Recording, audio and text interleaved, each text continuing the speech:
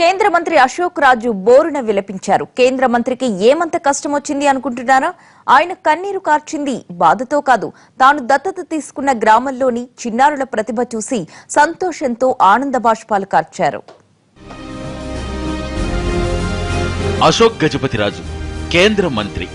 అలాంటైన చిన్న పిల్లాడిలా కన్నీటి పర్యంతమయ్యారు. మనసు ఉప్పొంగి సంతోషంతో ఆనంద బాష్పాలను రాల్చారు. ఏకంగా పెద్దాయనే అంతటి ఉద్వేగానికి లోనవడంతో అంతా ఆశ్చర్యపోయారు.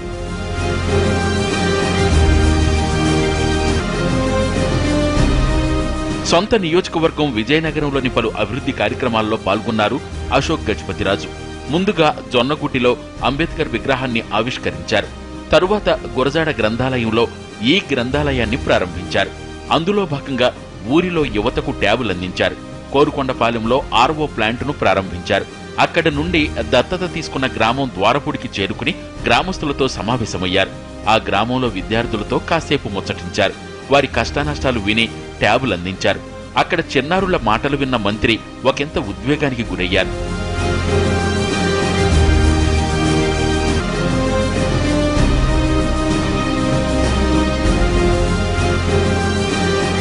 మూడు గ్రామాలను దత్తత తీసుకుని అభివృద్ధి చేస్తున్నామని, ఆధునిక సాంకేతికను అందిపుచ్చుకుని విద్యార్థులు చదువుల్లో రాణిస్తారని మంత్రి అన్నారు. ప్రపంచంలోని అభివృద్ధి చెందిన దేశాల్లో పిల్లలు పొందుతున్న సౌకర్యాలను ఇక్కడ కూడా అందించేందుకు కృషి చేస్తున్నామన్నారు.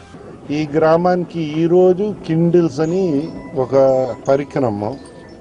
ఇది ఏంటంటే ఆ కిండిల్ చిన్న ఇది అది ఏం చేస్తుంది, ఆ పరికరము వేలాది పుస్తకాల్ని డౌన్లోడ్ చేయవచ్చు. సో ప్రపంచంలో అడ్వాన్స్ కంట్రీలో ఎన్ని పుస్తకాలు ఆ పిల్లలకి అందుబాటులో ఉంటాయి,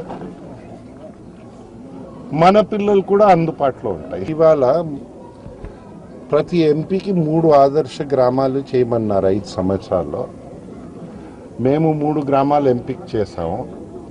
మొదటి ద్వారపుడి, మొగడ, సారిపల్లి.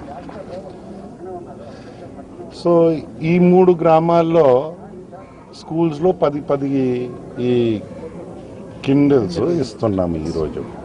మొత్తానికి తాను చేస్తున్న అభివృద్ధి కార్యక్రమాల ఫలాలను పిల్లల రూపంలో చూసుకున్న మంత్రి ఆనందంతో ఉప్పొంగిపోయారు. ఏకంగా పెద్దాయనే కంటనీరు పెట్టుకోవడం అందరినీ కదిలించింది.